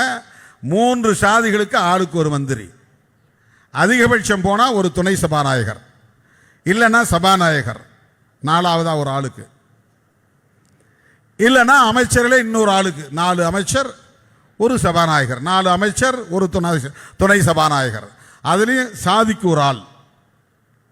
74 சாதிகளில் 3 சாதி தான் பெரும்பான்மை சாதி. இந்த 3 சாதிகளில் ஆளுக்கு ஒன்று கொடுத்தா போதும். இதுதானே நீண்ட காலமாக இருந்து வந்த மரபு. அவரவர் மக்கள் தொகை அடிப்படையிலே பிரதிநிதித்துவம் உண்டா? ஒவ்வொரு கட்சியிலும் அந்தந்த கட்சியில் உள்ள செல்வாக்கின் அடிப்படையில் மிக சொற்பமான மக்கள் தொகை உள்ள சமூகத்தினருக்கு, மிக சொற்பமான எண்ணிக்கை உள்ள சமூகத்தினருக்கு எம்எல்ஏ எண்ணிக்கை 6, 8, 10 என்றெல்லாம் கொடுத்தாலும் இங்கே விவாதம் இல்லை. யாரும் பேசப்போவதில்லை. அதை ஏன் இத்தனை பேருக்கு வாய்ப்பு தந்தீர்கள் இந்த ஒரு குறிப்பிட்ட சாதிக்கு என்று யாரும் கேட்க மாட்டார்கள். ஆனால் 3க்கு மேலே 1 கொடுத்தா கூட ஏன் எஸ்சிக்கு இவ்வளவு பதவி? இதுதான் இந்த சமூகத்தில் இருக்கிற நிலைமை. டிவிக்கு 8 பேருக்கு கொடுத்து விட்டது என்கிறார்கள். 8 பேருக்கு கொடுக்கல, 6 பேருக்கு தான் கொடுத்துருக்குறாங்க. 2 பேரை ஒன்று காங்கிரஸ், இன்னொன்று விசிக்கே நாம் பார்த்து சூஸ் பண்ணது. நம்மக்கிட்ட 2 பேருமே பட்டியல் சமூகம்தான். அதனால் யாராவது ஒருத்தரை கொடுத்தா அவர் எஸ்சி ஆகிடுறார், வேறு வழி இல்லை. காங்கிரஸில் 5 பேரில் 2 பேரை தேர்வு பண்ணாங்க, அதில் ஒருத்தர் ஒரு எஸ்சியாக கொடுத்துட்றாரு. இது 2ம் காங்கிரஸும் விசிகேவும் முடிவு பண்ணுது. இந்த 2 அந்த கணக்கில் வராது, டிவிகே கணக்கில் வராது, தாவேகா கணக்கில் வராது. கூட்டணி ஆட்சி அமைக்க பெற்றதனால் விடுதலை சிறுத்தைகளும் காங்கிரசும் தேர்வு செய்த அமைச்சர்கள் 2 பேர் தலித்துகளாக வருகிறார்கள். இது தாவேகாவாக எடுத்த முடிவு அல்ல, இது விசிகா எடுத்த முடிவு, காங்கிரஸ் எடுத்த முடிவு. அது 2 நீ கழிச்சிடணும், மிச்சம் 6 தான். ஆனால் இதற்கே தாவேகா ஒரு குறிப்பிட்ட சாதிக்கான கட்சியா, குறிப்பிட்ட சாதிக்கு முக்கியத்துவம் தருகிறதா? திருமாவளவனுக்கு அங்கே பெரிய அளவிலே வரவேற்பு கொடுக்கப்படுகிறது அப்படிலாம் ஒன்றுமே கிடையாது. நாம் யாருக்கும் சொல்லவே இல்லை. நான் சொல்லி தான் ஒரு அமைச்சர், ஒரு அதிகாரிக்கு பதவி கொடுத்தாங்க அப்படின்னு கதையை கட்டி விடுறாங்க. ஏன்னா இது எப்படின்னா, இதனுடைய நோக்கம் என்னன்னா, திருமாவளவனுக்கு அங்கே செல்வாக்கு இருக்கிறது என்று சொல்லுவதல்ல நோக்கம். பிற சமுதாய மக்களிடத்தில் மெசேஜ் சொல்கிறாங்க, நாங்கள் பாருப்பா, திருமாவளவன் சொல்லி கேட்குற அளவுக்கு தான் இந்த அரசு இருக்கிறது. இந்த அரசு ஓபிசிக்கு எதிரான அரசு, பார்த்துக்குங்க.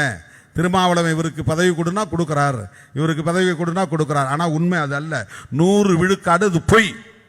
அது ஒரு நேரேஷன், ஒரு கட்டுக்கதையை உருவாக்குறாங்க. ஒரு ஒரு போலீஸுக்கு போலீஸ் அதிகாரிக்கு நான் சொல்லி தான் பதவி கொடுத்தாங்கன்னாங்க.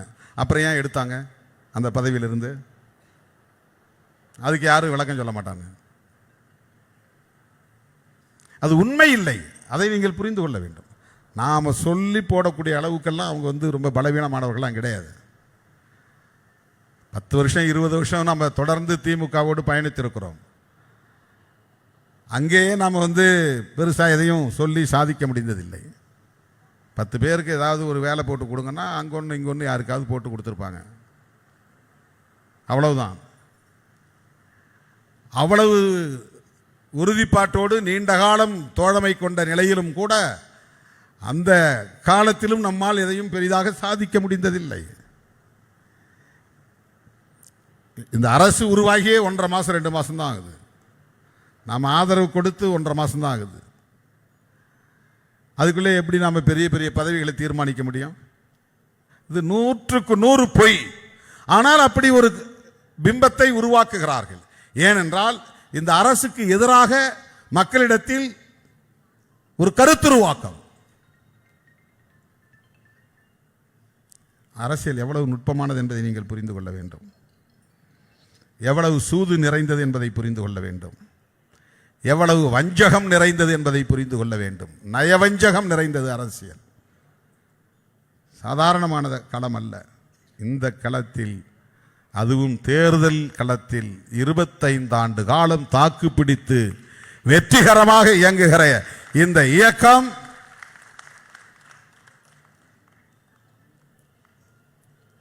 ஒரு கொள்கை சார்ந்த பேர் இயக்கமாக, கோட்பாடு சார்ந்த பேர் இயக்கமாக இன்னும் இன்னும் பரிணாமம் பெற வேண்டும் என்கிற வேட்கையோடு தான் நாம் மீண்டும் இந்த மாநாட்டை ஒருங்கிணைத்திருக்கிறோம்.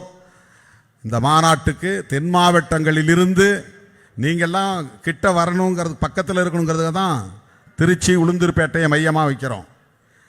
மெட்ராஸ்னால் உங்களுக்கு ரொம்ப தூரம். தென் மாவட்டங்கள் சேருவதற்கு இலகுவாக ஒரு இடம் தேவை என்பதால் தான் தமிழ்நாட்டின் மையப்பகுதியான திருச்சியோ அல்லது உளுந்தூர்பேட்டையோ நாம் அடிக்கடி தேர்வு செய்வதற்கு காரணம். எனவே என் உயிரின் உயிரான விடுதலை சிறுத்தைகளே, ஆகஸ்ட் 17 தமிழக அரசியலில் பெரும் தாக்கத்தை ஏற்படுத்துகிற நாள். தமிழ் தேசிய எழுச்சி மாநாடு இந்திய அரசியல் அரங்கின் கவனத்தை ஈர்க்க வேண்டும். அதனால் ஒவ்வொரு முகாமிலிருந்தும் விடுதலை சிறுத்தைகள் இந்த மாநாட்டில் பங்கேற்க வேண்டும். இன்னும் எஞ்சிய நிதியை தோழர்கள் விரைந்து தலைமைக்கு ஒப்படைக்க வேண்டும் என்கிற வேண்டுகோளை விடுத்து முடிக்கிறேன். நன்றி, வணக்கம்.